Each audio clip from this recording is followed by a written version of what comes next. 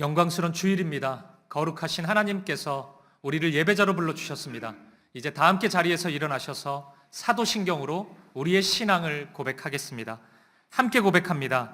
전능하사 천지를 만드신 하나님 아버지를 내가 믿사오며 그 외아들 우리 주 예수 그리스도를 믿사오니 이는 성령으로 잉태하사 동정녀 마리아에게 나시고 본디오 빌라도에게 고난을 받으사 십자가에 못 박혀 죽으시고 장사한 지 사흘 만에 죽은 자 가운데서 다시 살아나시며 하늘에 오르사 전능하신 하나님 우편에 앉아 계시다가 저리로서 산자와 죽은 자를 심판하러 오시리라. 성령을 믿사오며 거룩한 공회와 성도가 서로 교통하는 것과 죄를 사하여 주시는 것과 몸이 다시 사는 것과 영원히 사는 것을 믿사옵나이다. 아멘.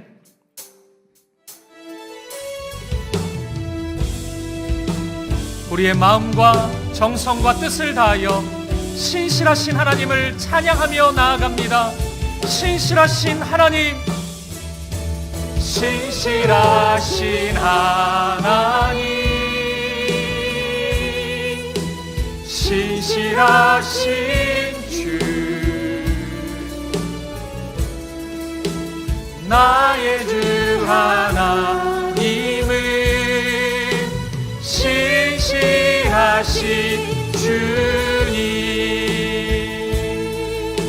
주님 보좌 앞에 나아가 주님 보좌 앞에 나아가 참된 안식과 기쁨 나누리겠네. 경배하며 주의 얼굴 구할 때 신실하신 주님 참 신실하신 하나님, 신실하신 하나님, 신실하신 주, 나의 주 하나님은 신실하신 주님. 주 영광 여기 임하사, 주 영광 여기 임하사, 열방 향해 그 빛 비추소서. 주의 얼굴 구할 때 주의 향기 머무소. 주 영광 여기 임하사, 주 영광 여기 임하사, 열방 향해 그 빛 비추소서. 주의 얼굴 구할 때 주의 향기 머무소. 예배합니다, 예배합니다, 찬양합니다. 주님만 날 다스리소서. 예배합니다, 찬양합니다. 주님 홀로 높임 받으소서. 예배합니다, 예배합니다, 찬양합니다, 찬양합니다. 주님만 날 다스리소서. 예배합니다, 찬양합니다. 주님 홀로 높임 받으소서. 주님 홀로 높임 받으소서. 주님 홀로 높임 받으소서. 주님 홀로 높임 받으소서.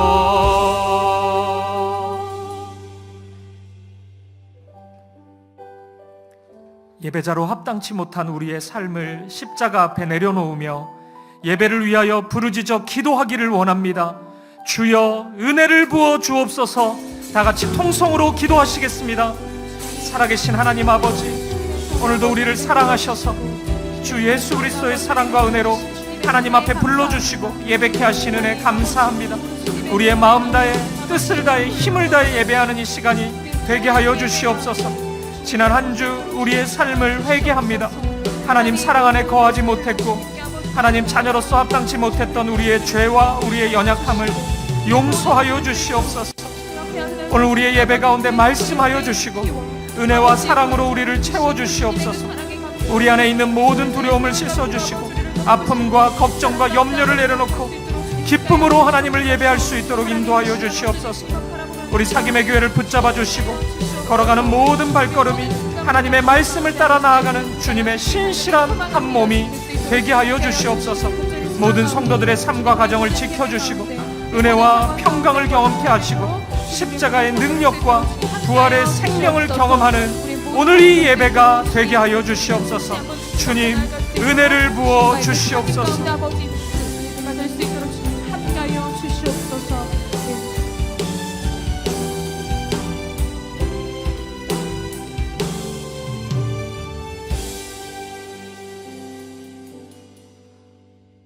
천지 만물을 창조하시고 우리의 생사와 복을 주관하신 하나님 아버지, 저희들이 무엇이 간데 이렇게 하나님의 자녀 삼아주시고 영생을 주심을 감사합니다.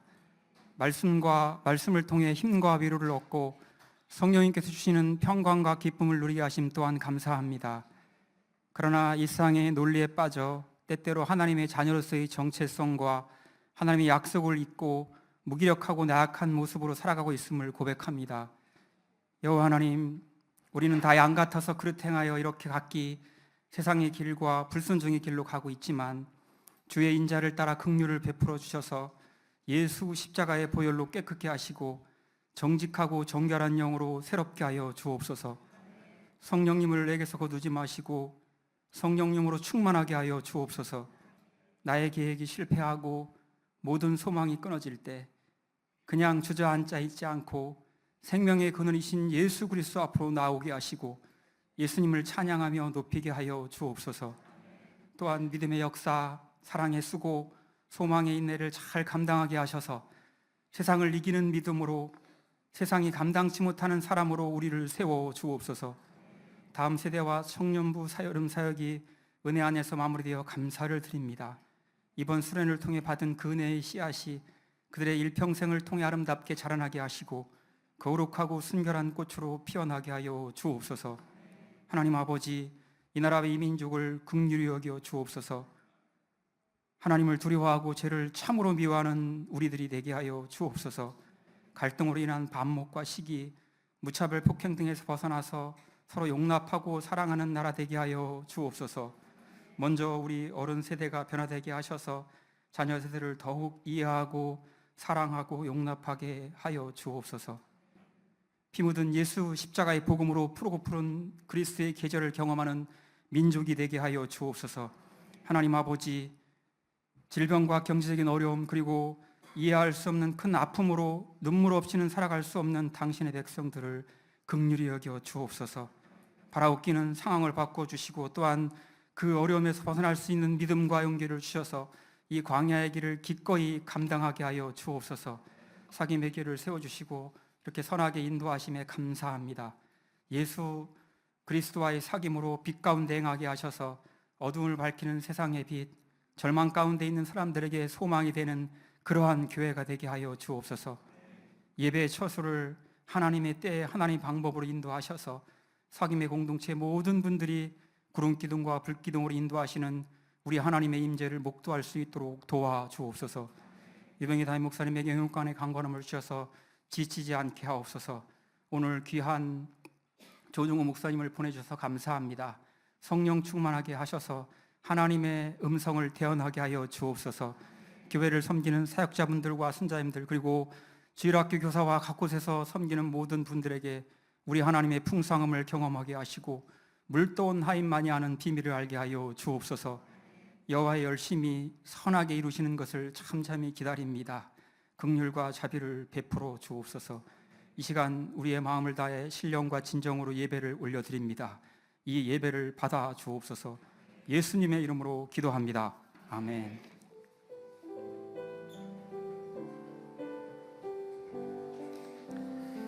자리에 앉으시겠습니다. 찬송가 364장 1절 4절 찬양하시면서 봉헌하시겠습니다.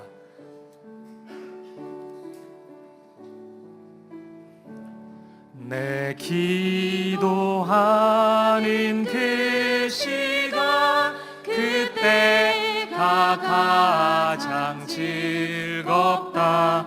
이 세상 근심 걱정에 얽매인 나를 부르사 내 진정 소원 주 앞에 난 낫지 바로 아뢰어 큰 불행 당해 슬플 때 나 위로받게 하시네.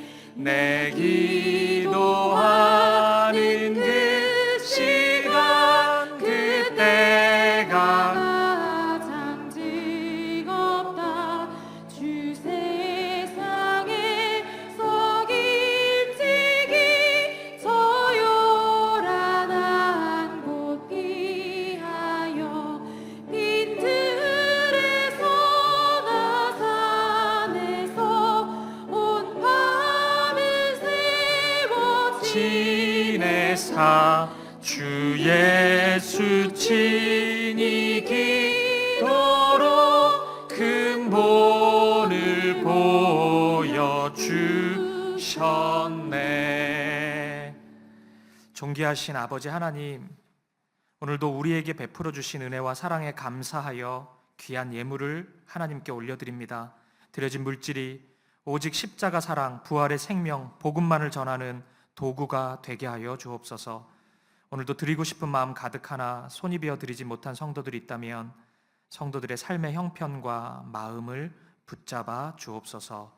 우리 주 예수 그리스도 이름으로 기도합니다. 아멘. 일부 예배 오신 사랑하는 성도님들 환영하고 축복합니다. 우리 앞뒤 좌우에 있는 성도님들 바라보시면서 인사 나누도록 하겠습니다. 사랑합니다. 축복합니다. 참 잘 오셨습니다. 사랑합니다. 축복합니다.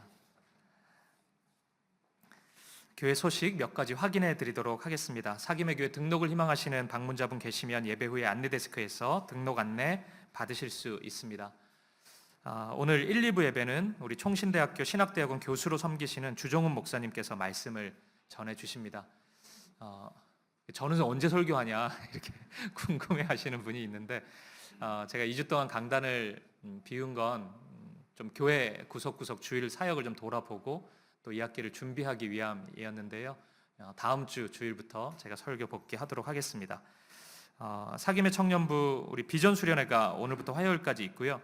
수련회 갔다 왔는데 뭘 떠가냐 또 이렇게 생각하시는 분들이 있는데 이 비전 수련회는 리더십들이 참여하는 그런 수련회입니다. 우리 청년부 리더들 위해서 엘더들 위해서 또 많이 기도해 주시면 좋겠습니다. 우리 다가오는 토요일 날 우리 다음 세대 교사 강습회가 진행됩니다. 다음 세대 교사 그리고 교사에 관심 있는 분들 또 우리 다음 세대에 관심 있는 분들 다 참석하시면 되고요.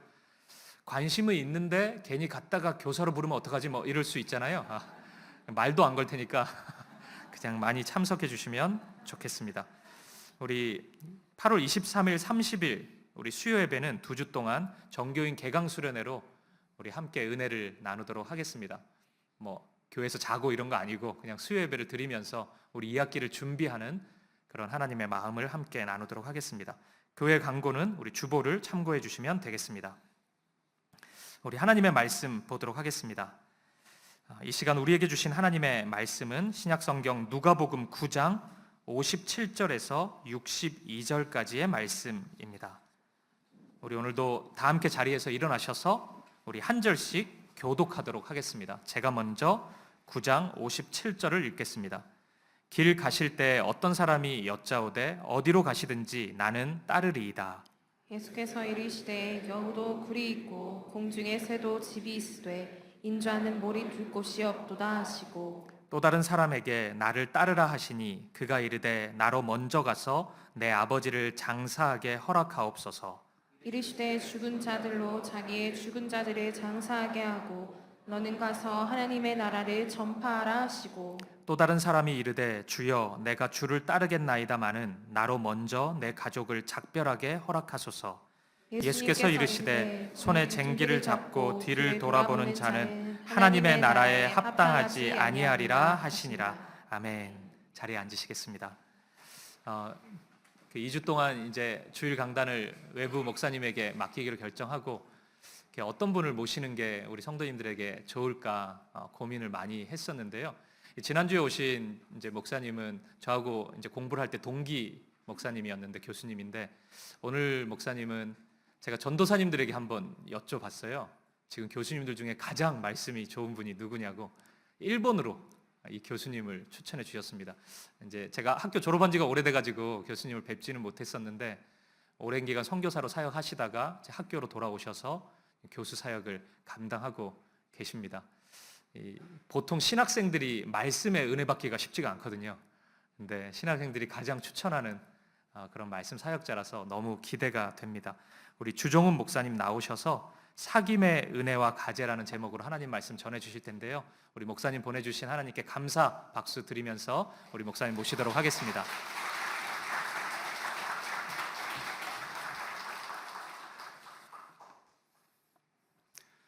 이전에도 계셨고 또 지금도 계시고 또 장차 오실 그리스도 예수의 위대한 은혜와 평안이 사귐의 교회 성도님들에게 가득하기를 소망하며 인사드립니다.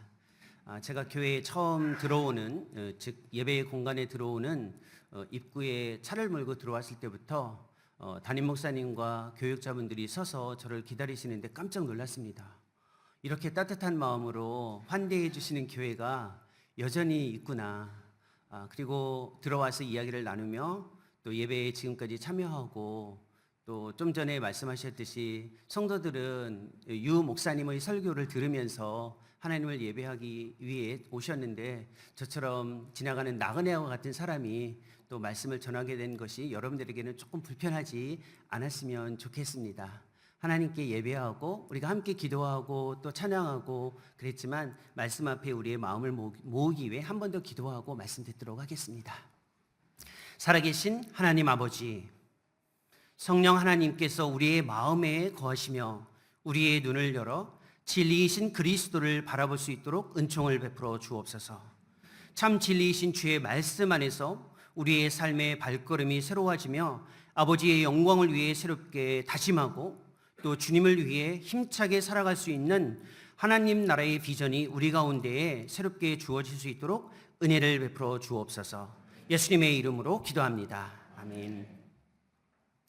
기독교 신앙이 가지고 있는 위대한 특징 중에 하나는 믿음의 대상이신 하나님과 사귐을 가능하게 하고 있다는 것입니다. 세상의 어떤 신앙도 믿는 대상과 인격적인 관계를 구축하는 사귐을 허용하지 않습니다. 기독교 신앙만이 유일하게 이 사귐을 가능하게 합니다. 성경에서는 이것을 축복이라고 이야기하죠. 구약과 신약 전체에서 이야기하고 있는 여러 성경의 축복이 세 가지 있는데 그 세 가지 중에 하나가 바로 이 사귐, 즉 하나님과의 관계를 구축하는 것입니다. 물론 땅이나 후손, 자녀도 여전히 축복이지만 지금까지 모두에게 신실한 의미로 주어지는 축복이 있다면 바로 관계의 방식, 즉 사귐을 구축하는 겁니다. 우리 교회는, 여기서 말하는 우리 교회는 사귐의 교회를 뜻합니다. 저도 오늘은 사귐의 교회 교인으로 있기 때문에 우리 교회라는 말을 쓰도록 하겠습니다. 우리 교회는 사귐의 공동체, 사귐의 교회라고 이야기하는데 사귐이라는 또 다른 표현을 관계, 교제, 코이노니아 내지는 파트너십 다양한 언어로 쓸 수 있습니다. 어떤 의미로 사용하든지 어떤 단어로 사용하든지 중요한 것은 하나님과 우리 사이의 관계가 굉장히 중요하다는 것을 이야기해 줍니다. 이것이 얼마나 중요한지 사실은 구원의 개념에서도 나타나 있습니다. 성경을 직접 찾지 않으셔도 괜찮습니다. 요한복음 17장 3절에 보면 구원 곧 영생에 대해서 이런 이야기를 합니다. 영생은 유일하신 참 하나님과 그의 보내신 자 그리스도를 아는 것이라고 이야기합니다. 믿는 것 내지는 확신하는 것이 아니라 아는 것이라고 이야기합니다. 그리스도를 알고 계십니까? 는 질문입니다. 한번 생각해 보십시오. 나는 그리스도를 알고 있는가? 그리스도에 관해서 알고 있는 것을 뜻하는 것이 아니라 내가 그리스도를 알고 있느냐입니다. 이것은 그리스도를 인격적 관계 방식에 의해 사귐의 방식으로 알아가고 있는지에 대한 질문입니다. 내가 그리스도를 아는가? 쉽게 답변할 수 있는 사람이 생각보다 많지 않습니다. 무신론자도 그리스도에 관해서 알지만 그리스도와의 사귐, 아는 것은, 즉 인격적인 알면 가능하지 않거나 스스로 거부합니다. 우리에게 중요한 것, 그리스도를 아는 것은 우리에게 구원의 문제와 연결되어져 있고 이 사귐의 문제는 아주 중요한 신앙의 본질입니다. 사실은 누가복음에서도 10장에서 이런 표현이 있지 않습니까? 율법 교사가 영생에 관해서 질문을 했을 때 스스로 답변을 제시하면서 이렇게 이야기했습니다. 하나님을 사랑하는 것, 이웃을 사랑하는 것이 영생의 길이다라고 이야기했습니다. 즉 영생 구원은 사랑, 즉 관계의 방식의 가장 구체화된 형태, 방식과 연결되어져 있습니다. 이만큼 사귐, 관계의 방식을 구체화하는 것은 기독교 신앙에서 아주 중요합니다. 그냥 단순히 해도 되고 안 해도 되고의 문제가 아니라 우리의 구원, 풍요로운 삶을 결정한다라는 겁니다. 그러면 이 사귐의 방식, 사귐의 관계, 내지는 사귐의 모습, 이러한 다양한 것들이 우리의 삶에서 어떻게 이루어지는지를 먼저 조금 생각해 볼 필요가 있습니다. 하나님은 우리와의 사귐을 위해 먼저 부르시는 자로 계십니다. 우리가 기독교 신앙생활을 하면서 오랫동안 내가 하나님을 불렀을 때 하나님이 나에게 응답해야 된다는 것에 오랫동안 강조해 왔고 익숙해져 왔습니다. 제가 미국에서 공부를 하는 10여 년 기간 동안 제일 많이 접했던 가슴 아픈 모습이 바로 관계의 방식의 주체의 출발을 하나님이 아닌 인간에 두고 있다는 것입니다. 우리를 위한 하나님은 맞지만 하나님을 위한 우리에 대해서는 별로 언급하고 있지 않다라는 겁니다. 건강한 사귐, 건강한 관계에서의 출발은 부르시는 분이 하나님이라는 것을 먼저 둘 때 훨씬 더 건강해질 수 있습니다. 하나님이 우리를 부르신다면 우리는 어떻게 해야 하죠? 부르심에 응답하고 반응하는 것입니다. 하나님의 부르심에 응답하는 것, 사귐에 있어서 가장 중요한 건강한 관계입니다. 오늘 우리가 읽은 본문의 말씀은 그것과 관련해서 부르심에 대한 반응으로서의 따름, 따르다, 따르는 것과 관련된 이야기를 하고 있습니다. 곧 이제 개강도 하시고 후반기 사역을 진행하실 텐데 하나님 나라 안에서의 제자 훈련을 열심히 하시겠죠. 제자 훈련의 핵심은 우리를 부르시는 그리스도에 대한 반응으로서의 따름입니다. 그 모습을 이야기하는데 이것이 우리 인생에서 굉장히 중요한 주제이죠. 왜냐하면 부르심은 이 단어가 이 교회와 연결되어져 있는데 칼린이라는 단어로 이제 이야기합니다. 중요한 건 아니니까 기억하지 않으셔도 돼요. 근데 이제 아름답다라는 단어가 어떻게 불려지냐면 칼로스 칼론이라고 이야기합니다. 그러면 부르다와 아름답다가 연결되어져 있는 것이 성경의 가르침입니다. 신앙생활을 하면서 우리는 진리에 관심이 많고 옳고 그름에 관심이 많은데 아름다운 것에도 관심을 가지셔야만 합니다. 세상에서 가장 아름다운 것은 무엇일까요? 주님의 부르심에 반응하는 것이 가장 아름다운 것이라는 겁니다.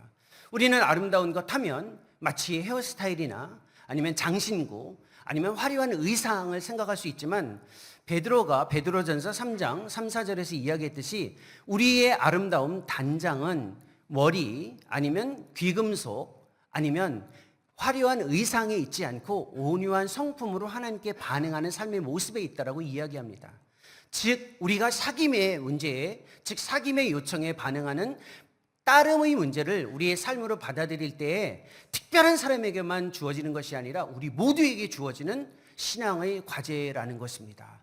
이것과 관련해서 오늘 우리가 읽은 이 본문의 말씀을 통해 어떻게 우리를 부르시는 그리스도 앞에 반응하며 이 사귐의 모습을 좀 더 풍요롭게 경험해 나갈 수 있을까? 그것이 우리 가운데 어떻게 이루어질 수 있는지에 대해서 생각해 봤으면 좋겠습니다. 아마도 여기 계신 분들은 사귐이 아주 쉬운 연애의 문제가 아니다라는 것은 이미 알고 계실 겁니다.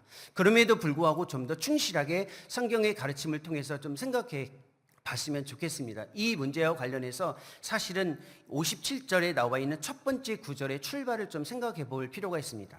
이 57절의 출발이 이렇게 되어 있습니다. 길 가실 때라고 되어 있습니다. 이 단어에 좀 주목해 볼 필요가 있습니다. 길을 가는 과정에서 주님을 따르는 사귐의 모습이 이루어진다라는 겁니다. 우리의 인생이 길을 가는 과정에서 주님을 따라야만 하고 주님과의 사귐이 좀 더 견고해져야만 합니다. 그러면 지금 우리의 인생은 어떤 인생이 있는지를 생각해 보셔야만 합니다.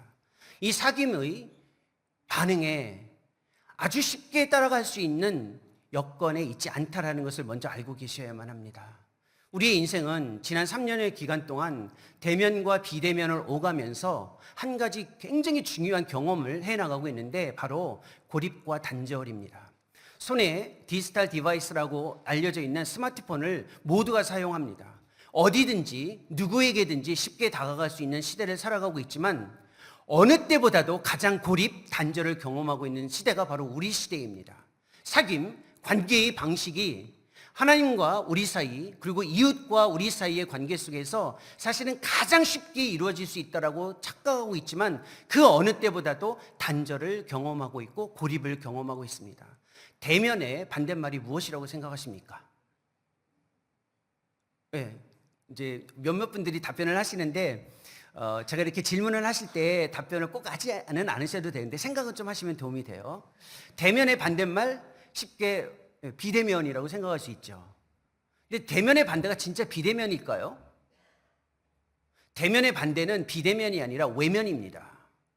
우리는 대면해도 외로울 수 있고 비대면의 방식, 즉 온라인 방식으로 있어도 깊은 연결을 경험할 수가 있습니다. 그러니까 단순히 대면이나 비대면이냐의 문제가 아니라 대면이냐 외면이냐의 문제를 훨씬 더 관심 있게 살펴봐야 한다는 겁니다. 우리 시대의 가장 큰 아픔, 사귐의 가장 큰 도전적인 위험이 무엇이냐면 바로 외면 시대를 살아가고 있다는 겁니다. 함께 앉아 계시지만 목사님께서 예배를 진행하는 중에 이야기하셨어요. 옆에 계신 분들과 한번 이렇게 인사하겠습니다. 잘 오셨습니다. 이렇게 하라는 게 아니에요.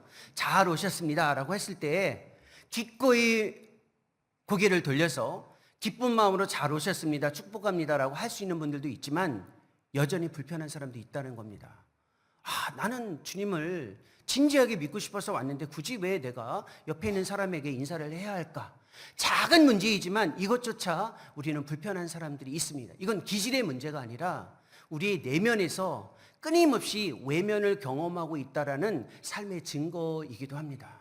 그만큼 우리는 이렇게 쉽게 사귐의 문제를 삶으로 받아들이기 어려운 길을 가는 여정 속에 있습니다. 이것이 우리로 하여금 느슨한 연대에 빠져있게 하지 않았습니까? 공동체를 그리워합니다. 하지만 공동체가 다가와서 헌신을 요구하면 우리는 뒤로 물러섭니다. 그 공동체로부터 떠나는 것은 불편하고 굉장히 어렵지만 공동체에 들어가서 내 삶을 헌신하는 것은 굉장히 어려운 시대를 살아가고 있습니다. 이것을 종교사회학자들이 다 느슨한 연대라는 단어로 표현해서 이야기해주고 있습니다. 또 길 가는 과정에서 우리가 주님을 따르는 사귐의 방식에 집중할 때 우리가 경험하는 것이 하나 있습니다. 너무 따르는 것이 아닌 찾는 것에 집중하고 있다는 겁니다. 영어로 following과 finding을 구분하셔야 되는데 주님과의 사귐에서 우리가 지나치게 following 해야 된다라는 이 가장 아름다운 소명보다는 요청보다는 finding에 집중합니다. 주님이 나를 어디에 부르셨을까? 주님이 나를 어느 자리로 이끌어 가실까? 어느 자리가 주님이 나를 부르신 것일까? 어떤 일이 주님이 나를 부르신 것일까? 여기에 집중을 합니다. 그러면 여기에 집중하다 보면 그 일이 은혜로 경험되어졌을 때 그 다음에 할 일이 없어집니다. 나는 찾았다. 파인딩 했다. 이것에서 주님의 뜻을 발견했다. 그 다음에 할 게 없어요. 왜? 주님과의 관계는 일을 찾는 데에 집중했기 때문에 그렇습니다. 내가 무슨 일을 해도 주님을 따르는 일로 하는 것이 더 중요하다는 겁니다. 우선적으로 내가 주님과의 사귐의 방식에서 집중해야 할 이 굉장히 중요한 과제가 무엇이냐면 무엇을 할 것인가를 찾는 것이 아니라 어떻게 따를 것인가에 집중하는 겁니다. 그러면 무엇이 보여지기 때문에 그렇습니다. 그러니까 길 가실 때라는 의도적인 누가의 표현은 사실상 우리가 주목해야 할 표현이라는 겁니다. 길 가실 때에 어떤 사람이 여짜오되라고 하면서 어떤 사람을 이야기합니다. 왜 누가는 여기서 어떤 사람이라고 이야기했을까요? 우리는 성경을 읽을 때 아주 의도적으로 표현된 이 단어, 구절, 표현들을 생각해야만 합니다. 스스로 단정하시면 안 됩니다. 제자가 아니에요. 누가는 어떤 사람이라고 이야기했습니다. 왜 어떤 사람이라고 이야기했는지를 생각해야 되는데 이 구절이 주어지는 본문이 46절부터 시작됩니다. 46절 한번 보실까요? 46절에 이런 표현이 나옵니다. 이건 조금 중요하니까 성경 전체가 중요하지만 그래도 우리 조금 더 집중하기 위해서 46절을 다 같이 한번 읽어보도록 하겠습니다. 제자 중에서 누가 크냐 하는 변론이 일어나니, 제자 중에서 누가 크냐 하는 변론, 즉 예수님과의 관계 속에서 누가 좀 더 충실한 사귐을 하고 있는지 순서를 정하는 변론이 일어났습니다. 잘못된 건 아니에요. 왜냐하면 당시 랍비 스승을 따라갈 때 따르는 제자들은 항상 순서를 정했습니다. 예수님은 순서를 정하는 것 자체가 잘못됐다라고 언급하신 적이 없으세요. 우리가 순서를 정하는 이 경쟁 사회 속에서 살아가는 것 자체를 너무 지나치게 그걸 문제 삼을 필요는 없습니다. 여기서 문제가 있어요. 이 경쟁 사회 속에서 주님을 따르는 삶의 방식을 결정할 때에 이 사회를 떠나려고 해서는 안 된다는 겁니다. 그 안에 있으셔도 괜찮습니다. 주의할 게 있어요. 순서를 정하는 그 경쟁이 나에게 영적으로 위협을 줄 수 있다는 것은 알고 계셔야만 된다는 겁니다. 우리 시대는 모든 것들을 비교하고 경쟁합니다. 특히 좀 전에 말씀드렸던 것처럼 스마트폰을 들고 계시잖아요. 혹시 페이스북이나 인스타그램 하시는 분들, 트위터 하고 계시는 분들, 잘못된 것은 아닙니다. 오해는 하지 마십시오. 그런데 그 경험에 익숙하다 보면 무엇에 빠지기 쉽냐면 자기 연민에 빠지기 쉽습니다. 왜냐하면 쉽게 비교하고 쉽게 경쟁된 모습 속에서 자신을 비추어 보기 때문에 나의 모습이 항상 외롭고 무엇인가 조금 모자란 것 같고 항상 남들에 비해서 뒤처진다라는 생각을 갖게 합니다. 그게 우리로 하여금 영적 연민에 빠지게 하는 겁니다. 제자들도 그 당시에 경쟁을 했다면 우리 시대에도 경쟁을 하고 있습니다. 우리 시대의 가장 큰 문제는 하나님을 거부하는 것이 아니라 하나님을 특정한 영역에서만 만나려고 하는 것이 문제인데 바로 이 비교와 경쟁이 우리를 지배하고 있다는 겁니다. 연민에 빠지지 않는 것이 사귐의 과정에서 아주 중요합니다. 연민, 자기 연민에 빠진 사람들의 좀 특징이 좀 있어요. 내가 지금 당하고 있는, 받고 있는 처우가 정당하지 못하다는 생각이 아주 자기 자신을 지배하고 있으면 거의 연민에 빠져 있을 수 있습니다. 또 하나, 나라면 저 자리에 훨씬 더 잘할 수 있을 것 같은데 왜 나는 저 자리에 있지 못할까? 내가 저 일을 하면 훨씬 더 잘할 수 있을 텐데 왜 하나님은 나에게 저 자리를 나에게 주지 않으실까? 이런 거에 너무 지금 집중하고 있다면 자기 연민에 빠져 있을 가능성이 높습니다. 이 경쟁의 이 방식에 예수님께서 47절, 48절을 통해서 한 가지 중요한 교훈을 제시해 주십니다. 제가 읽겠습니다. 예수께서 이미 그 마음에 변론하는 것을 아시고 어린아이 하나를 데려다가 자기 곁에 세우셨습니다. 왜 어린아이일까요? 어린아이는 당시의 문화에서 거래의 대상이자 물건이었습니다. 우리 시대하고는 달라요. 순전한 대상이 아니라 아주 귀여운 대상이 아니라 비인격적으로 물건 취급받을 수 있는 한 대상을 데려온 겁니다. 그리고 그래서 48절에 이렇게 이야기합니다. 누구든지 내 이름으로 이런 어린아이를 영접하면 곧 나를 영접함이요 누구든지 나를 영접하면 곧 나를 보내신 이를 영접함이라. 또 너희 모든 사람 중에 가장 작은 그가 큰 자라고 이야기합니다. 무슨 말이냐면 비교하고 경쟁해야 되고 앞서야 된다라는 이 삶의 현실에서 주님을 따를 때에 내가 남들로부터 받는 대접, 처우에 집중하지 말고 남들이 쉽게 다가가기 어려운, 쉽게 받아들이기 어려운 그 대상조차도 존중하며 받아들일 수 있는 모습과 태도가 있는지를 먼저 살피라는 겁니다. 이게 굉장히 어렵다라는 겁니다. 우리의 사귐의 가장 중요한 출발이 여기에 있습니다. 내가 주님과 낭만적으로 연애하는 것이 아니라 주님의 부르심 앞에 신실하게 반응할 때에 이 주어진 현실에서 쉽게 받아들이기 어려운 대상도 받아들일 수 있는 그 사귐이 진짜 사귐이어야 하고 그것이 진짜 그리스도 안에서의 우리의 삶의 모습이어야 된다는 겁니다. 이 요청을 들었을 때 어떤 사람도 쉽게 용기를 내지 못한 겁니다. 자, 여러분 생각해 보십시오. 사귐이라는 단어가 가지고 있는 뉘앙스는 우리로 하여금 굉장히 낭만적일 수 있는데 성경 어디에도 사귐은 낭만적으로 이야기하고 있지는 않다라는 겁니다. 때로는 전쟁의 모습으로 나타나고 때로는 굉장히 어마어마한 희생과 헌신으로 주어지기도 하는데, 오늘 우리가 읽은 누가복음의 표현에 의하면 이 사귐의 모습은 제자, 즉 따름의 모습으로 주어지고 있습니다. 이러한 이야기를 들었을 때 어느 한 사람도 용기를 내지 못했는데 57절로 다시 한번 오십시오. 여기에 보면 어떤 사람이 라고 이야기하면서 어디로 가시는지 나는 따르리이다. 이 사귐에 제가 참여하겠습니다라고 이야기했습니다. 얼마나 용기 있는 답변인가요? 그렇죠? 얼마나, 사실 이 맥락에서 보면 이분이 누구인지 조금 우리가 생각할 수는 있어요. 그렇죠? 누구일 것 같으세요? 예, 바로 생각하는 그분일 것 같아요. 그러나 알 수는 없어요.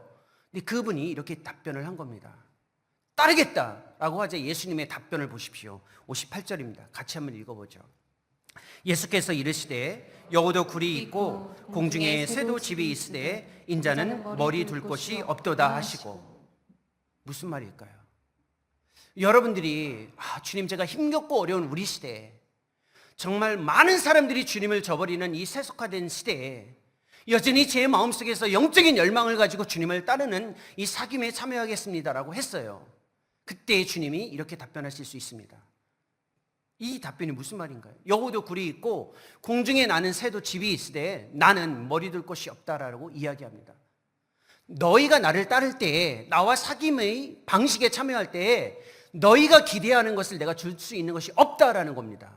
줄 수 있는 게 없다. 늦지 않으셨어요. 기대하는 것을 얻을 수 없다라는 겁니다.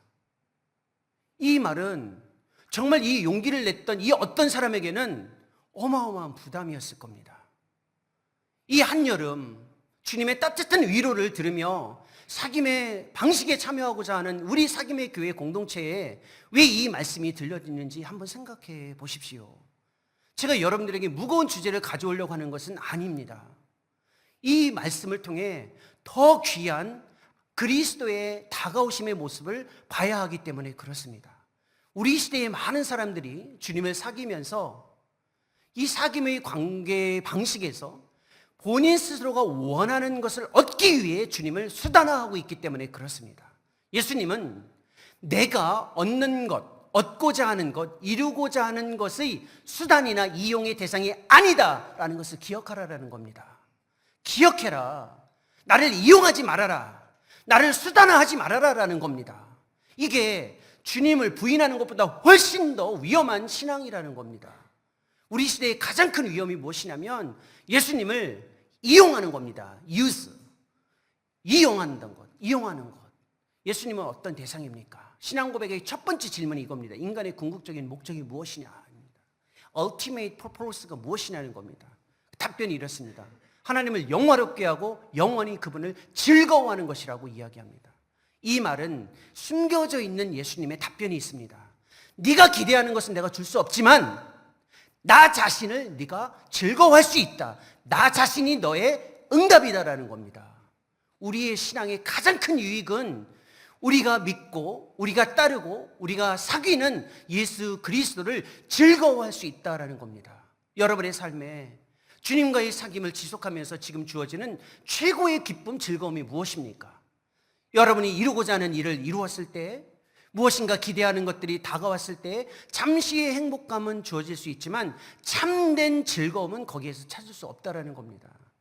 예수님을 이용하거나 수단화하지 말고 참된 즐거움의 대상으로 받아들이고 있는지 점검하라는 겁니다.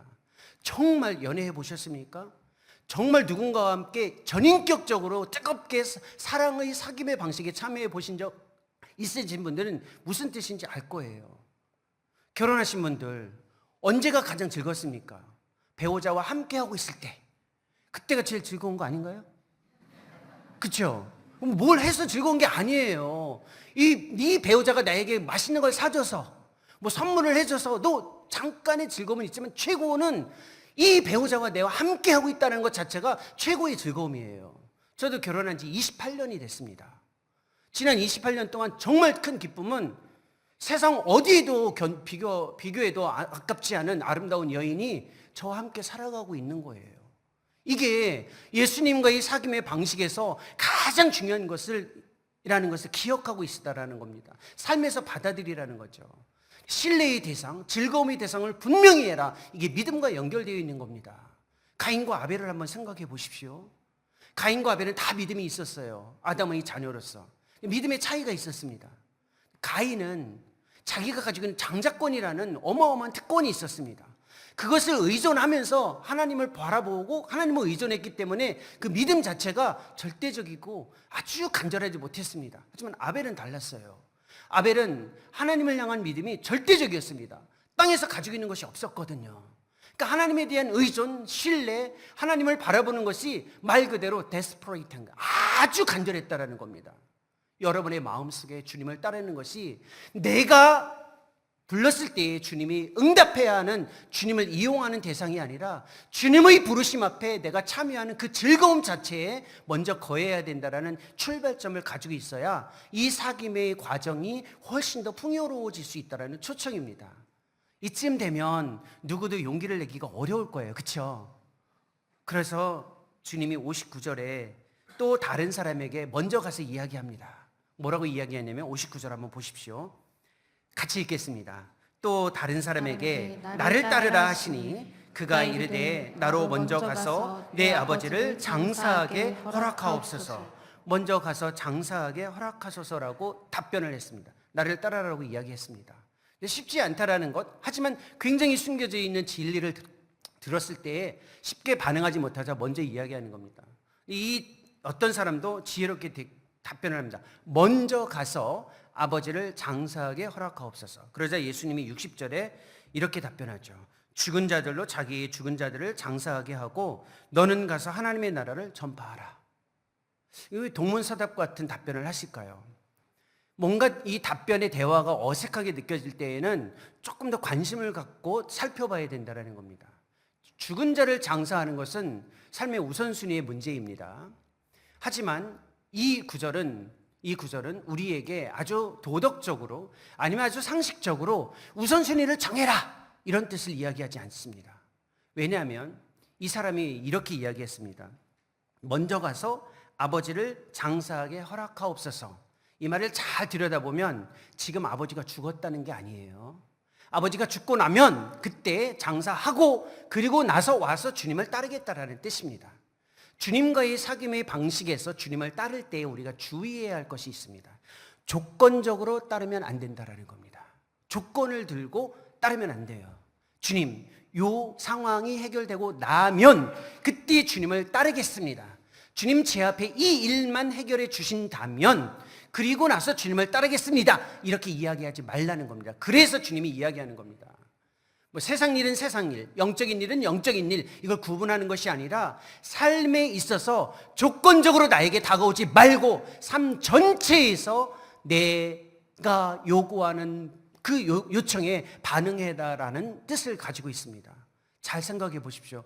우리가 주님을 따를 때에 주의해야 할, 주님과의 사귐에서 주의해야 할 가장 큰 위험이 어디에 있냐면 바로 이 조건입니다. 조건. 주님, 이거 제 앞에 너무나도 소중한 문제입니다. 이 문제만 해결해 주십시오. 그러면 제가 주님을 신실하게 따를 수 있을 것입니다. 라고 생각했겠죠. 여러분 어떻습니까? 이스라엘 백성들을 생각해 보십시오. 광야에서 그들은 인류 역사에서 하나님의 기적을 가장 많이 경험했습니다. 힘겨울 때마다 이렇게 기도했죠. 주님, 하나님, 우리 다 굶어 죽습니다. 하나님, 우리 쉴 곳이 없습니다. 하나님, 우리 적이 위협하고 있습니다. 이 문제만 넘어선다면 우리가 하나님을 정말 잘 따르겠습니다. 수없이 기도했던 이스라엘 백성들에게 다가와서 기적과 이적을 보여주셨습니다. 기적과 이적을 다 보여주셨어요. 그러나 그들은 여전히 반복적으로 주님을 멀리했고 주님을 신실하게 따르지 못했습니다. 인간의 모습이에요. 우리는 끊임없이 이 일만 해결해 주신다면, 내 인생에 있어서 이 절대절명의 그 정말 이 어려운 이 문제만 해결해 주신다면 제가 주님을 따르겠습니다라고 수없이 기도합니다. 주님은 알고 계세요. 그것이 정직하지 않다라는 걸 알고 계시다라는 겁니다. 우리 스스로도 그걸 알고 반응해야 된다라는 겁니다. 조건적으로 주님을 따르는 사귐의 방식에 참여하지 않도록 특별히 주의하시라는 겁니다.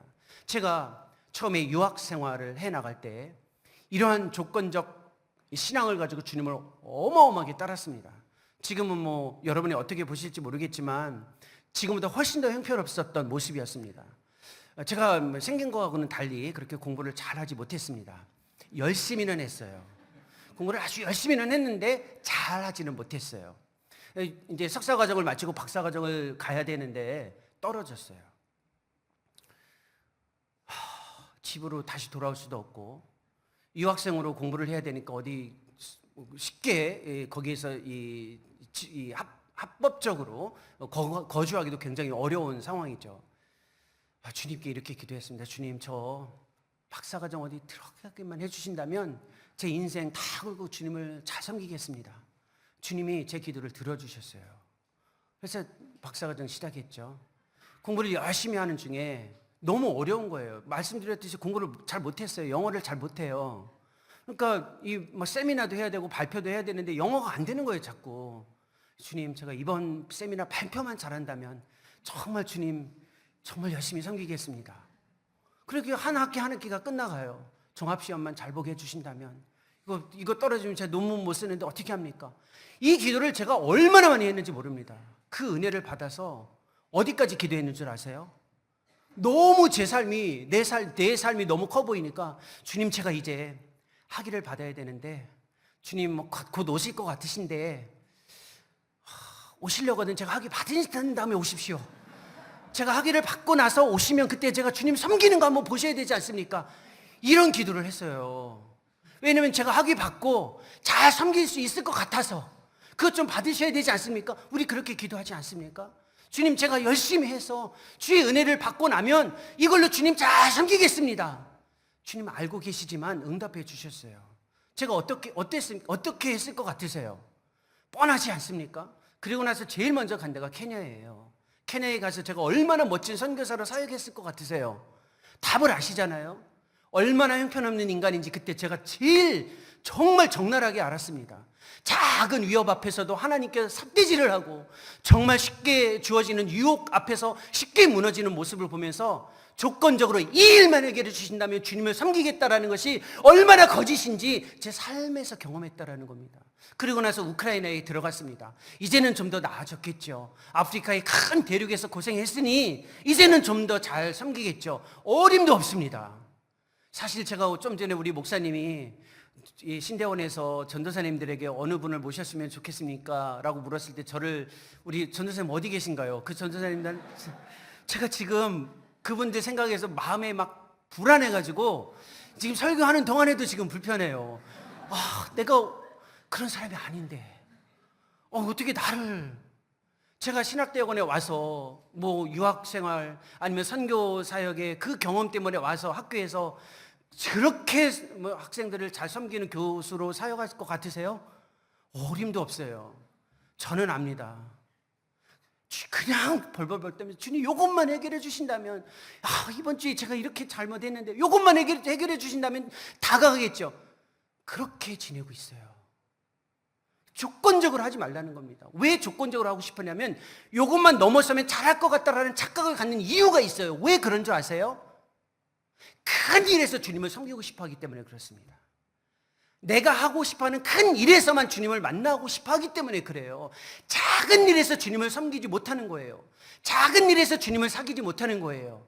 아주 작은 일에서 주님을 따르지 못하는 거예요.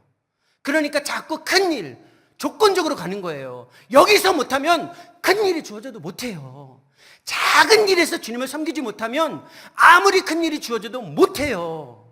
그러니까 작은 일에서 주님을 섬길 수 있어야 된다라는 이 가르침이에요. 이게 조건적으로 가지 말라라는 겁니다. 에서가 팥죽 한 그릇 때문에 자기 인생이 망가진 사람이지 않습니까? 사울은 왕이에요. 젊은 청년 한 사람 질투해가지고 왕으로부터 추락했던 사람이 바로 사울이에요. 다윗은 어떤 사람이었습니까? 왜 다윗을 성경에서 그 많은 실수에도 불구하고 위대한 인물로 이야기할까요? 다윗은 어떤 일을 했냐면 조건적으로 주님을, 즉 하나님과의 관계를 집중하지 않은 아주 독특한 인물이었습니다. 사울에게서 쫓길 때 광야에서 한 일이 있어요. 주님, 저 여기서 벗어나게만 해주신다면 주님을 잘 섬기겠습니다. 하나님을 섬기겠습니다. 그런 기도가 없어요. 자세히 보면 다윗의 시편에 나온 모든 기도는 이렇게 이야기합니다. 하나님, 이 작은 바람소리에도 제 삶은 아픕니다. 하나님, 이 짐승의 울음소리 앞에 저는 벌벌벌 떨며 연약한 사람이라는 것을 고백합니다라고 이야기합니다. 이게 무슨 뜻일까요? 이 작은 삶의 순간에서도 하나님을 기억하는 훈련을 하라라는 겁니다. 내가 접하는 아주 작은 삶의 영역에서도 그 숨결 안에서도 하나님을 기억하는 것, 이것을 신앙의 고독이라고 이야기하는 겁니다. 고독은 단절이 아니라 내면에 하나님을 초청하는 거예요. 자기 자신의 내면에 하나님을 초청하는 것이 신앙의 고독인데, 관계, 즉 사귐을 가장 강력하게 할 수 있는 아주 위대한 훈련이에요. 그 일을 다윗이 했던 겁니다. 작은 일에서 하나님을 만날 수 있는 사람, 아주 작은 일에서 섬김, 즉 사귐에 집중할 수 있는 사람, 아주 작은 일에서 하나님께 집중할 수 있는 사람, 이것이 바로 사귐의 과제에 충실하게 반응하는 삶을 살아갈 수 있는 모습이라는 겁니다. 제가 신앙생활하면서 아주 작은 일이라고 생각하고 그냥 넘겼던 일이 하나 있습니다. 제가 주일학교 때 저를 가르쳐 주셨던 선생님 한 분 계신데, 그 선생님께 제가 그때 감사의 인사를 한번 제대로 못했습니다. 대학에 와서 공부를 하고 공부를 이제 학교를 졸업할 때쯤 그 선생님이 너무 생각나서 감사의 인사를 하려고 이제 전화를 드렸습니다. 지금처럼 스마트폰 시대가 아니에요. 제가 이렇게 젊어 보여도 나이가 좀 있어요. 아까 결혼한 지 몇 년 됐다고요? 그러니까 나이가 몇 년 정도, 몇 살인지 대충 아시겠죠? 굉장히 젊어 보이잖아요. 그렇죠? 상식적으로 봤을 때. 그러니까 제가 대학 졸업할 때에 스마트폰이 없었어요. 다 전화로 했어요. 전화로. 선생님께 전화를 했습니다. 이렇게 그 선생님의 배우자 남편 집사님이 전화를 받으시면서 이렇게 이야기하셨습니다. 종훈아, 선생님 몇 년 전에 암으로 돌아가셨다. 깜짝 놀랐습니다. 나중에 커서, 나중에 좀 잘 돼서 인사를 드리겠다? 보다 더 중요한 건 지금 하는 겁니다. 지금. 그게 인사가 아니고 아주 작은 일에서도 마찬가지예요.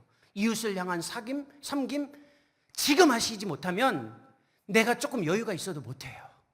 내가 좀 괜찮아져도 하기 어렵다라는 겁니다. 제가 아프리카에 처음 들어갔을 때, 즉 케냐에 처음 들어갔을 때 저를 엄청나게 힘들게 한 사람이 있었어요. 누군지 모르시죠? 그 사람의 이름이 넬슨이라는 사람입니다. 근데 넬슨은 많아요, 아프리카에. 제가 이름만 이야기해도 누군지 모르니까 이름은 이야기할 수 있습니다. 제가 넬슨을 처음 케냐에서 만난 사람인데, 케냐에 처음 들어갈 때 넬슨하고 제가 의사소통을 많이 했습니다. 들어가서 이제 저희 식구들이 살아야 할 집을 준다고 했는데, 집을 줘야 되는데 넬슨을 만났는데, 넬슨 가자마자 넬슨을 만났는데 넬슨이 이렇게 이야기해요. 며칠 전에 다른 사람에게 줬다는 겁니다. 우리에게 줄 집을. 제가 깜짝 놀랐어요. 이런 일이 있구나. 넬슨이 너무 미웠습니다.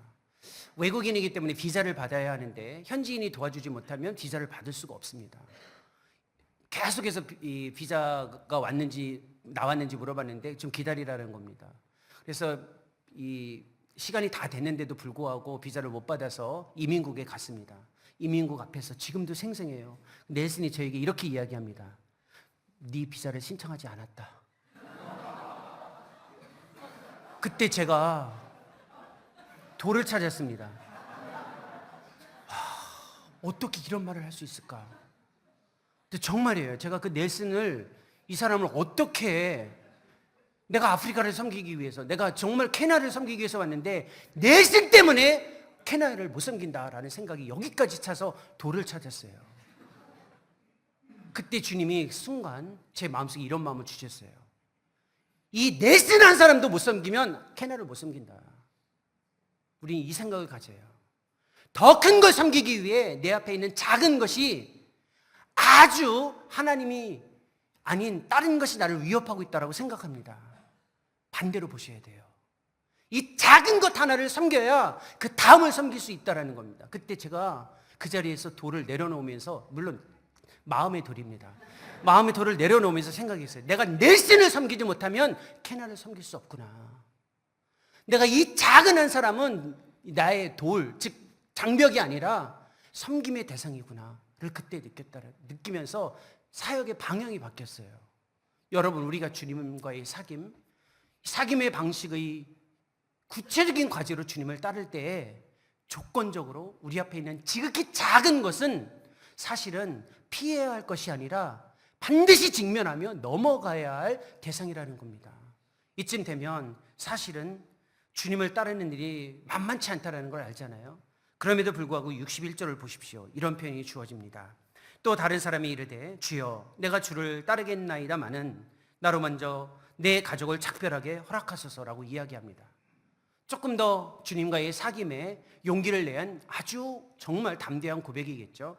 그러자 62절에 예수님께서 이렇게 답변합니다. 같이 한번 62절 읽어보겠습니다. 예수께서 이르시되 손에 쟁기를 잡고 뒤를 돌아보는 자는 하나님의 나라에 합당하지 아니하니라 하시니라. 무슨 뜻일까요? 또 이게 그럼 빨리 가서 식구들에게 우리 권사님이신가요? 우리 권사님, 네. 이렇게 죄송합니다, 권사님. 제가 호명을 해서 이 정도 되면 권사님 같으면 그렇잖아요. 빨리 가서 인사하고 와라. 이 정도는 해줄 수 있지 않을까요? 그렇죠? 그게 우리의 마음 아닌가요? 우리 여러분들도 아마 그렇게 생각하고 계실 거예요. 아니 식구들에게 인사도 못합니까? 상식적으로. 그런데 뭐라고 이야기하냐면 손에 쟁기를 잡고 뒤를 돌아보는 자는 하나님의 나라에 합당하지 않다라는 이 이야기를 하고 있어요. 주님의 요청, 이 사귐의 강력한 요청, 따름의 방식으로 참여해야 할 이 사귐에 우리가 주의해야 할 것이 있다는 겁니다. 뒤를 돌아보는 것, 뒤를 돌아보는 거예요. 우리는 언제 뒤를 돌아봅니까? 힘들 때 뒤를 돌아봐요. 사람은 항상 힘들면 항상 뒤를 돌아보게 돼 있어요. 과거를 본다라는 겁니다. 처음에 팬데믹이 시작됐을 때 내가 조금 더 잘할 걸 다 그랬죠. 우리가 모였을 때 그때 좀 잘할 거 모이지 못하니까 힘들었잖아요. 팬데믹이 끝나고 이제 엔데믹 시대로 접어들었습니다. 여전히 어떤 분이 이렇게 생각합니다. 차라리 팬데믹 때에 내가 하나님을 간절히 찾았다. 지금 내가 우왕좌왕하는 나의 모습을 보니 이게 뭔가, 이런 분들도 지금 계시다라는 겁니다. 인생은 변함없이 항상 힘들어요. 언제? 지금. 인생은 지금이 힘들어요. 사실 지금의 삶의 무게는 이전보다 가벼울 수 있는데 이상하게도 지금 내가 경험하고 있기 때문에 항상 힘든 겁니다. 너무나도 힘들어요. 그러면 힘들면 항상 과거를 봐요. 과거를 보고 그때를 생각해요. 나는 그때 하나님을 사랑했다. 뜨겁게 섬겼다. 열정적으로 하나님께 헌신했다. 그래서 뭐 어쩌라고요? 그때로 돌아가야 된다. 아니에요. 돌아가지 말라라는 겁니다. 그때를 기준으로 삼으면서 신앙생활 하지 말라라는 거예요. 과거에 그랬다. 그때는 그때 한 거예요. 지금을 봐야 돼요. 그러면 지금을 본다라는 것은 앞을 봐야 된다. 쟁기를 잡고 뒤를 돌아보면 안 돼요. 농사진 분들은 아시잖아요. 지금 여기서 농사를 지어볼 만한, 농사를 지어 보았을 만한 분들이 여기에 그리 많지는 않아요. 제가 볼 때. 근데 이해는 하실 겁니다. 앞을 봐야 돼요, 쟁기를 끌 때. 근데 앞을 본다라는 게 무슨 뜻일까요? 막연히 낙관적으로 봐라. 막연히 긍정해라라는 뜻이 아니에요. 기독교 신학에서 가장 위험한 게 여기에 있어요. 잘 될 거야. 걱정하지 마. 이런 말 하면 안 돼요. 안 되면 책임져요? 아직 안 될 수도 있잖아요. 그러니까 좀 조심스럽게 표현을 해야죠. 신앙인은 무조건 잘 될 거야. 긍정주의를 이야기하지는 않습니다. 뭐가 다 잘 되고, 물론 넓은 의미에서 잘 되는 건 맞아요. 신앙적인 의미에서 잘 되는 건 맞는데 무조건 그냥 잘 될 거야. 걱정하지 마. 이런 표현은 적합하지 않다라는 겁니다. 앞을 본다라는 말은 낙관주의, 긍정주의에 빠지지 말고 더 중요한 것을 봐야 된다라는 것을 뜻합니다. 그게 뭐냐면 하나님을 응시하라라는 겁니다. 하나님을 바라보라는 거예요. 이게 손에 쟁기를 잡고 뒤를 돌아보지 않고 앞을 봐야 되는 하나님 나라에 부합한 삶의 방식입니다. 근데 하나님 나라를 본다, 즉 하나님을 응시한다라는 게 얼마나 어렵습니까? 왜 어렵냐면 한 번도 경험해 보지 못했어요. 한 번도 살아보지 못했어요. 우리는 앞에 가장 좋은 것을 그릴 때 기준점이 뭐냐면 자기의 경험이에요.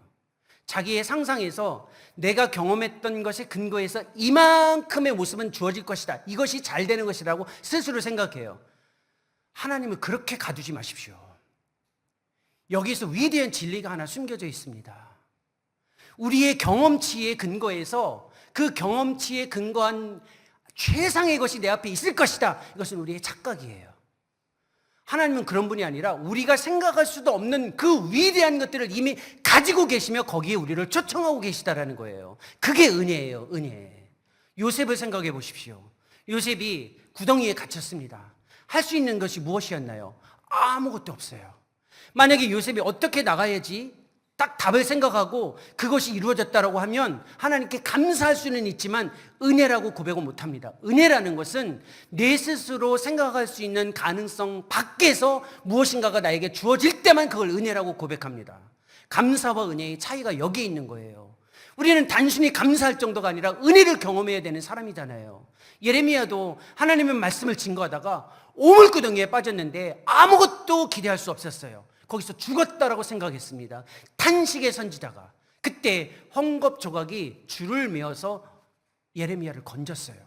그게 은혜라는 거예요.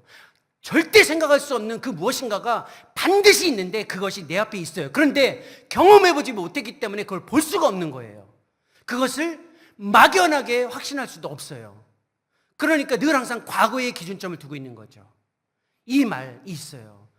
손에 쟁기를 잡고 뒤를 돌아보지 말라라는 말은 용기를 갖고 내가, 즉 하나님이 너 자신을 위해, 너의 공동체를 위해 갖고 있는 그 그림이 있고 확신된 세계가 있는데 그것에 대해서 경험해보지 못했지만 용기를 갖고 한 걸음 나아가라라는 초청이라는 겁니다. 그것이 우리에게 주님과의 사귐의 방식에서 주어지는 헌신과 희생이 아니라 은혜의 경험이라는 겁니다. 이게 숨겨져 있는 진리예요. 욥이 이것을 경험했던 대표적인 사람입니다. 욥은 이 세상에 세 가지 세계가 있었어요. 스스로 생각하는 세상, 친구들이 욥을 위해서 갖고 있었던 생각이 있었습니다. 다 맞아요. 그런데 욥에게 있어서 진짜 세상은 어떤 세상이냐면 하나님이 욥을 위해 갖고 있었던 세상이었어요. 욥이 그걸 인정할 때 욥의 인생이 완전히 바뀌어졌다는 겁니다. 친구들이 가져다둔 그 완벽한 세상도 아니고 스스로 생각할 수 있는 세상도 아니라 욥의 세상이 욥에게 하나님이 보여주신 세상이 욥을 향한 진짜 세상이었다라는 거죠. 이 세상에 욥이 스스로를 인정했을 때 욥의 인생이 바뀌었어요. 여러분들 어떻습니까? 사귐의 교회, 우리의 공동체는 어쩌면 우리가 지금까지 살아왔던 경험의 근거에서 아니면 그것에 근거해서 우리가 가야 할 것을 기대할 수도 있지만 하나님은 그보다 훨씬 더 큰 그림을 가지고 우리를 초청하는 겁니다. 문제는 여기에 있어요. 이게 한 번도 살아보지 못했기 때문에 그릴 수가 없기 때문에 발걸음을 내딛지 못하는 거예요. 이걸 정말 어줍지 않은 정말 형편없었던 제 경험을 통해서 잠시 말씀드리고 좀 마무리하겠습니다. 제가 이미 눈치채셨겠지만 사실은 굉장히 소심한 사람이에요. 정말 용기도 없고 정말 내성적인 사람이에요. 누구 앞에 가서 말도 잘 못해요. 사실이에요. 정말 그래요. 제가 단기 선교도 한번 가본 사람이 아니에요.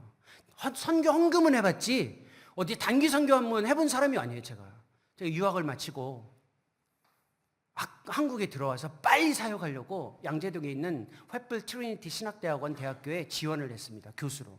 그때 처음으로 그 학교에서 공개 모집을 했습니다. 교수를. 그전에는 공개 모집을 하지 않았어요. 그게 2011년이었습니다. 근데 제가 안 됐어요. 그때 제가 하용조 목사님 그 이후에 8개월 후에 돌아가셨어요. 하 목사님이 저를 안 뽑으셨어요. 제가 그때 너무 실망했습니다. 내 인생 내가 그렸던 생각이 있었습니다. 공부를 마치고 돌아와서 한국교회를 섬긴다. 그게 저의 그림이었습니다. 그때 제가 안 됐을 때 하나님 앞에 기도하면서 굉장히 열심히 기도하는데 하나님이 저에게 내면에서 이런 생각을 갖게 하셨어요. 세상을 좀 넓게 보면 내가 너를 향한 계획이 그리고 그림이 있는데 왜 그것을 향한 용기는 발걸음을 내딛지 못하느냐 라고 했을 때 저희 지도 교수님이 이렇게 이야기하시더라고요.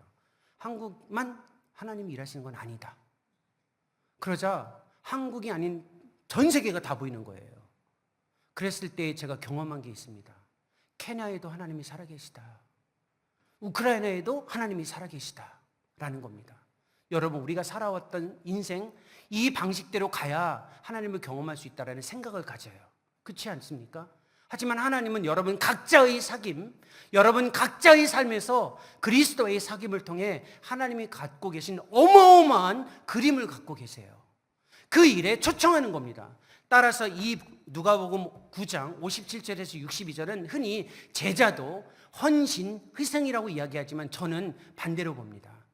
희생과 헌신이 아니라 위대한 하나님의 초청이라고 저는 생각합니다. 여러분, 이 위대한 하나님의 사귐의 과정 속에 하나님이 여러분들을 향한 초청을 가지고 계세요. 하나님이 그려놓으신 세상에 용기를 냈고 한 걸음 한 걸음 내디르라는 것입니다. 이 사귐의 위대한 축복에 여러분들이 참여할 수 있기를 소망합니다. 같이 기도하겠습니다.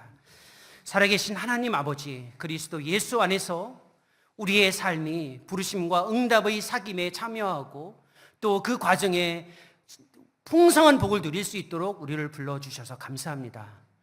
그리스도와 함께하는 그 아름다운 가치, 진리에 집중하게 해주시고 조건적으로 사귐에 참여하지 않도록 은혜를 베풀어 주시며 우리의 경험에 갇히지 않고 하나님이 그려놓으신 그리고 우리를 위해 준비해 놓으신 그 세상을 향한 초청에 용기를 갖고 한 걸음 한 걸음 나아갈 수 있는 믿음의 사람들이 될 수 있도록 은혜를 베풀어 주옵소서. 예수님의 이름으로 기도합니다.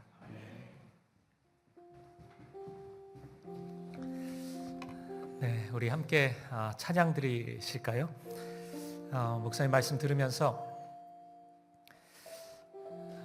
하나님의 생각은 훨씬 큰데 왜 자꾸 내 틀 안에서 하나님을 생각하고 있나 이런 생각이 좀 들었고 또 오늘 순종하지 않으면서 왜 내일 순종할 수 있을 거라고 착각하고 있었나 이런 생각도 듭니다. 오늘 이 예배가 너무 소중하고 하나님의 마음을 보여주시고 또 그 사랑을 보여주시는 지금 우리의 마음을 들어야 될 때라는 생각이 들었습니다. 우리 다 함께 주님과 함께하는 이 고요한 시간, 주님의 보좌 앞에 내 마음을 쏟네, 우리 이 찬양으로 말씀 생각하시면서 함께 나아가도록 하겠습니다. 함께 고백합니다. 주님과 함께하는 이 고요한 시간, 주님의 보좌 앞에 내 마음을 쏟네, 모든 것 아시는 주님께 감출 것 없네, 내 마음과 정성 다해 주 바라나이다. 다 염려하지 않아도, 다 염려하지 않아도 내 쓸 것 아시니 나 오직 주의 얼굴 구하게 하소서. 다 이해할 수 없을 때라도 감사하며 날마다 순종하며 주 따르오리. 온 맘 다해, 온 맘 다해 사랑합니다. 온 맘 다해 주 알기 원하네. 내 모든 삶 당신 것이니 주만 섬기리. 우리 한 번 더 온 맘 다해, 온 맘 다해 사랑합니다. 사랑합니다. 온 맘 다해 주 알기 원하네. 내 모든 삶 당신 것이니 주만 섬기리. 온 맘 다해. 우리 이 시간 함께 기도하며 나아갈 때 하나님, 어떤 내가 그리고 있는 조건 때문이 아니라 주님이 나와 함께 하시기 때문에, 이 시간 내 손을 붙잡아 주시기 때문에 감사하고 주님을 사랑한다 고백하고 기꺼이 주님께 순종할 수 있는 우리가 되게 하여 주옵소서. 오늘 이런저런 계획을 실패하고 주저앉아 있는 성도님들이 있으십니까? 하나님의 계획은 우리의 생각보다 훨씬 더 크십니다. 나의 생각을 내려놓고 기꺼이 주님의 뜻을 따라가는 오늘 우리가 되게 해달라고, 그렇게 주님의 뜻을 받아들이고 주님께 순종하고 주님의 손을 붙잡고 이 길을 걸어갈 수 있는 우리가 되게 해달라고 주님의 은혜를 구하면서 한 마음과 한 뜻으로 이 시간 기도하며 나아가겠습니다. 함께 기도하시겠습니다. 아버지 하나님, 주님 오늘 우리에게 은혜를 주시고 오늘 그렇게 우리의 삶을 아름답게 이끌어 가시는 주님을 따라가는 우리가 되게 하여 주시옵소서. 오늘 내 생각과 다르다 할지라도 오늘 우리의 조건을 내려놓고 기꺼이 주님의 인도하심, 주님의 계획을 따라가는 오늘 우리가 되게 하여 주시옵소서. 오늘 주님과의 사귐이 오늘 우리의 생각이 아니라 주님의 뜻 안에서 주님의 손을 붙잡고 걸어가는 믿음의 발걸음, 기쁨의 발걸음, 순종의 발걸음이 되게 하여 주시옵소서. 주님, 우리의 마음을 붙잡아 주시고 그렇게 인도하여 주시옵소서. 오늘 뒤돌아보지 않게 하시고 아버지 하나님, 오늘 지금 주님을 사랑한다 고백하고 주님께 순종할 수 있는 우리가 되게 하여 주시옵소서. 아버지 하나님, 오늘 우리의 조건과 우리의 생각을 내려놓습니다. 주님 뜻을 이루어 주시옵소서. 주님의 일들을 우리의 삶 가운데 이루어 주시옵소서. 교회 가운데 이루어 주시옵소서. 주님께 모든 걸 맡겨드립니다. 할렐루야. 주님 인도하여 주시옵소서.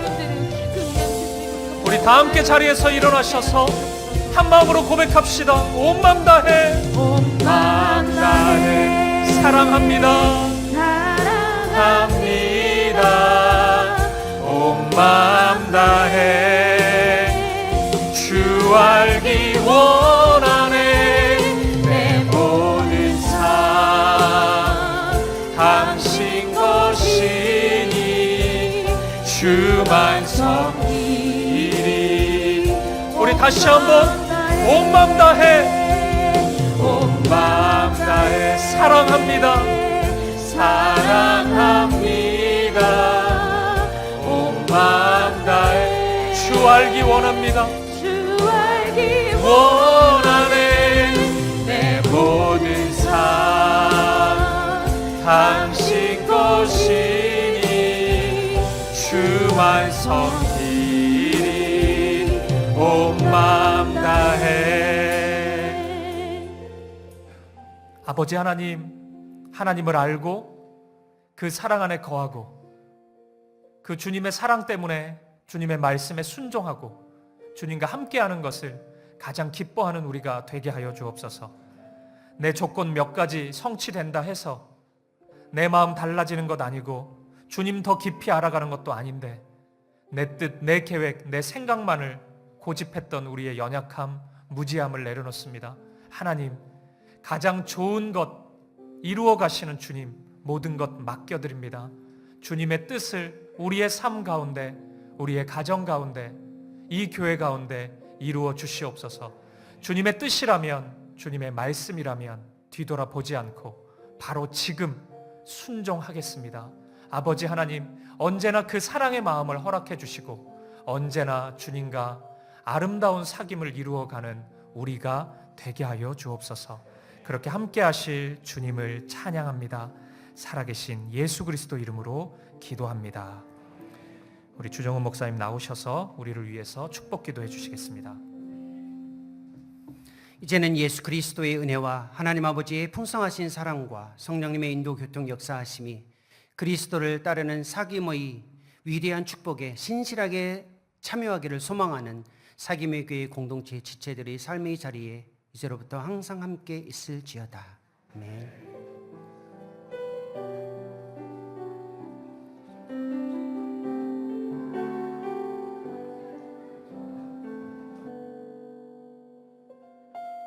찬양하시면서 삶의 자리로 나아가겠습니다.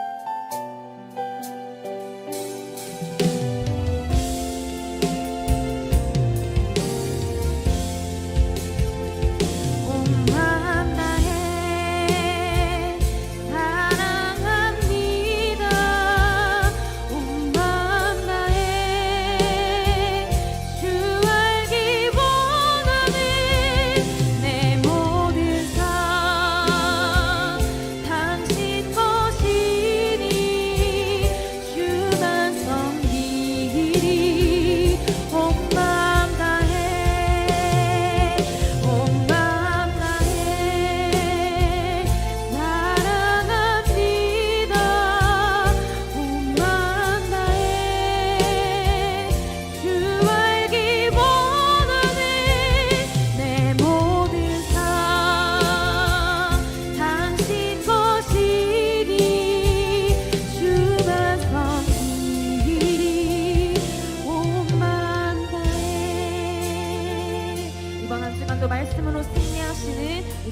성도님들